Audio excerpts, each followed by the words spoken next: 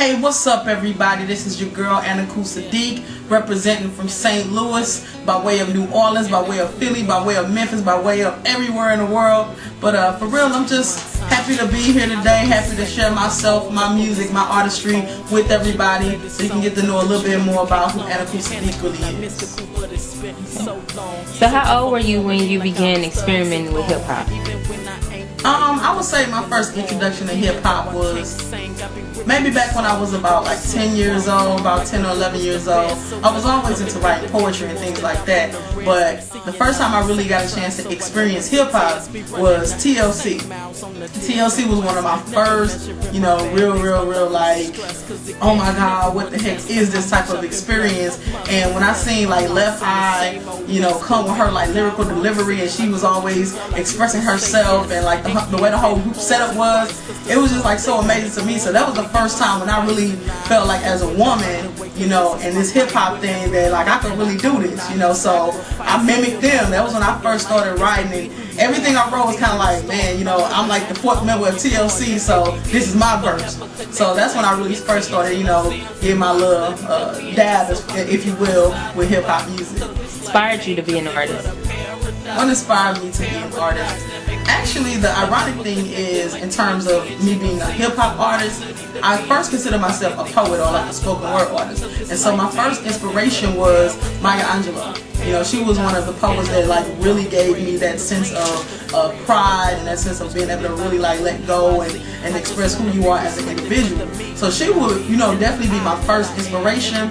But in terms of who inspired me like on a more personal level, I had people in my family, like my aunt. She was actually like my stepfather's sister. Her name's Alice Lovelace. She's a poet from Atlanta, and she was one of my first real inspirations, because I was able to see that not only can you do something, but you can actually put it out there and promote it and make it work. She had a book called Remembering My Birth, and I just used to memorize all her poems and things like that. And also my uncle Abu Becca, he would really be one of my strongest influences, because he changed his name just like I changed my name. I always just knew it was something different about yourself. So they both represented someone who was different, didn't really go with the norm, set their own standards, and really inspired me as a person and also as an artist. So I would have to say my Uncle Abu and my Aunt Alice were like my first true inspirations, but Maya Angelou was the first person who really gave me that feeling of like, man, I could really do this.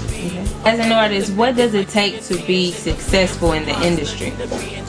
It's really hard to be successful in the industry. As you can see, for women, it's not as easy for us to really get out there and really be profitable in this industry, because it is a male-dominated industry. So I think everybody defines their own level of success. Most people probably look at me like, okay, you're not really successful, you don't have album sales, you don't have this amount of fans and things like that. But what I do have is a sense of peace, and I do have, the ability to be able to stay true to my art. So in terms of success, I think it's something that you define yourself, and I define my success as, staying true to my art.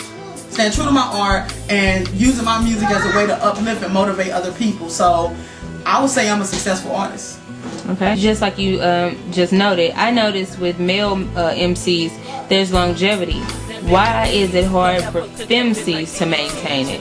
I mean, like I said, the reason why it's so difficult for women, or femcs, if you will, to maintain in the music industry, particularly hip-hop music, is because it is a male-dominated industry. One of the experiences that I always had, no matter if I was on the East Coast, down South, Midwest, it's like as a woman you have to constantly, define yourself. You always have to redefine yourself.